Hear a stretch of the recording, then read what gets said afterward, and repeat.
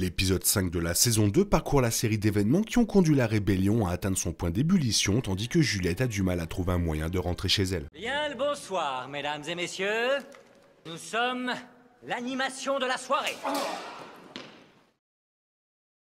Basée sur la série de livres de Hugh Howey, la série de Apple TV+, a finalement accéléré à mi-chemin de son exécution alors qu'elle monte progressivement jusqu'à son final. Bien que de nombreux mystères sous-jacents à la série restent non résolus, l'épisode 5 de la saison 2 affirme que les téléspectateurs en sauront beaucoup plus sur la véritable identité de Solo et sur le sort de Juliette avant la fin de la saison.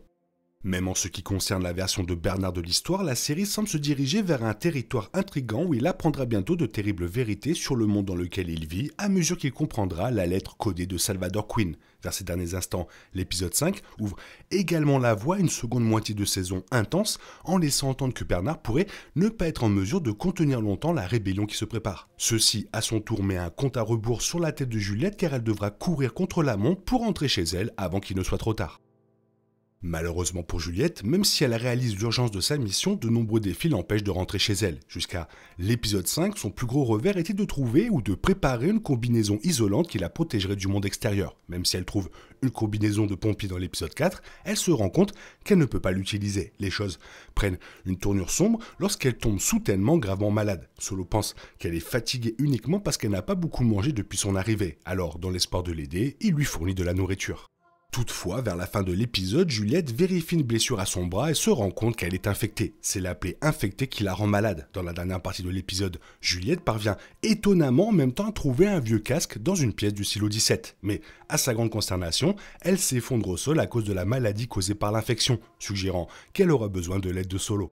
Puisque Solo a passé toute sa vie au silo 17, il saura probablement où Juliette peut avoir accès à des antibiotiques pour guérir l'infection et l'aider à planifier son retour chez elle. Étant donné que Solo voulait qu'elle vidange l'eau des niveaux inférieurs du silo, Juliette pourrait lui rendre l'appareil et éventuellement accepter de l'aider avant de partir. Cependant, le temps passe, Juliette devra vite se remettre.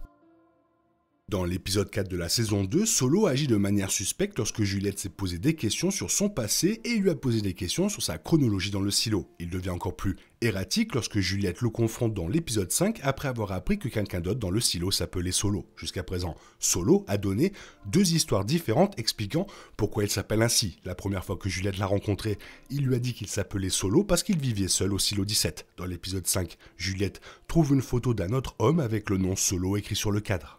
Cela lui fait comprendre que Solo est quelqu'un d'autre et que le seul survivant du silo 17 lui a menti. Lorsque Juliette se demande s'il est l'ombre du responsable informatique, Solo perd soudainement son sang-froid et s'en prend à elle. Il se défend en criant qu'il est l'ombre du défunt maire, mais il y a clairement plus en lui qu'il n'y paraît. Il semble possible que le surnom de son père soit Solo et qu'il ait simplement adopté ce nom après sa mort.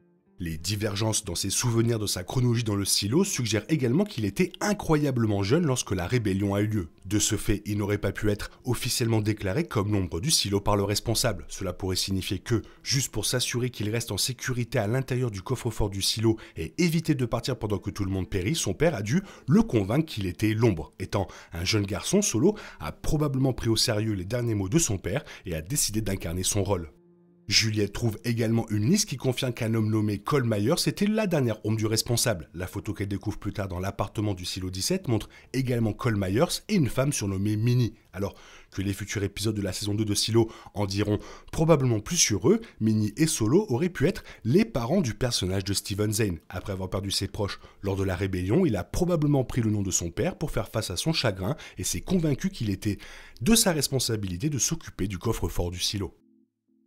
Bernard essaie d'empêcher Shirley et Knox de revenir aux machines parce qu'il comprend qu'ils deviendront les pionniers de la rébellion s'ils réussissent. À sa grande consternation, malgré tous ses efforts pour les arrêter, Knox et Shirley finissent par redescendre, ce qui incite les habitants des niveaux inférieurs à devenir de plus en plus enragés envers les étages supérieurs. Depuis que Bernard a tué la seule personne, Meadows, qui aurait pu l'aider à éteindre stratégiquement la rébellion, il semble avoir creusé sa propre tombe. Au lieu de travailler pour lui, Robert Sims et sa femme semblent également avoir leur propre objectif sous-jacent. Ils semblent trop obsédés par l'idée de gravir les échelons dans la hiérarchie du silo et utilisent le chaos grandissant pour atteindre leur objectif. Cela rend la situation encore pire pour Bernard car cela ne laisse personne à ses côtés. Bernard ordonne à Billings d'arrêter Knox et Shirley pour s'assurer que les choses ne dégénèrent pas davantage. Cependant, Billings commence également à se rendre compte que Bernard a été hypocrite. Après avoir appris la vérité sur les nombreux secrets du silo auprès de Patrick Kennedy, Billings pourrait également tourner le dos à Bernard. Solo révèle qu'une partie du silo est alimentée par une source externe. Plus tard dans l'épisode, Lucas suit les ordres de Bernard et répare le disque dur cassé que Juliette avait précédemment acquis. Il trouve un plan du silo 18 qui montre les lignes externes entrant dans le service informatique. Bien que Lucas ne semble pas comprendre ce que ces lignes pourraient signifier, il semble évident que le département IT du silo 18 est également alimenté par une source externe. Même si seul le temps nous dira où vont ces lignes, la connexion du service informatique à une source externe semble confirmer que des forces plus importantes sont en jeu. Quelqu'un ou quelque chose du monde extérieur semble contrôler les silos et a le pouvoir de manipuler les systèmes internes. La connexion de l'informatique à une source externe peut également être une mesure garantissant que, au cas où les machines décideraient de couper l'alimentation électrique de l'ensemble du silo, le responsable garderait le contrôle du silo. Cela pourrait signifier que, quoi qu'il arrive à l'intérieur du silo, quelqu'un à l'extérieur sera prêt à établir le contrôle.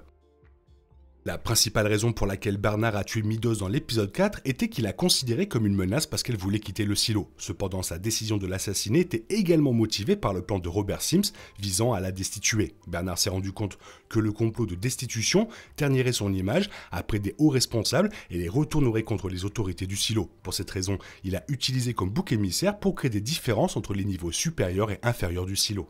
Bernard aurait peut-être déjà envisagé d'avoir Robert Sims comme ombre, cependant après la trahison, il se rend compte qu'il ne peut plus lui faire confiance. En même temps, Bernard comprend également que Sims a trop de valeur pour qu'il puisse simplement s'en débarrasser. Il en fait donc le juge. Comme on le voit dans l'épisode 5, cela ne semble pas non plus jouer en faveur de Bernard car la femme de Robert commence à affirmer son influence dans les coulisses en manipulant son mari. Difficile de voir où va la suite car ça part vraiment de tous les côtés, mais c'est vraiment génial. Toi, qu'est-ce que tu en penses? Fais-moi part de ton avis dans la zone commentaire, sinon il est temps pour toi de reprendre le cours normal de ta vie. On se retrouve bientôt pour une nouvelle vidéo. Bisous, bisous, bye bye. Il est impossible de compter sur les autres de nos jours, on est obligé de tout faire soi-même. Je me trompe? Rien de grave, j'avais tout prévu. Où va le monde, je vous le demande.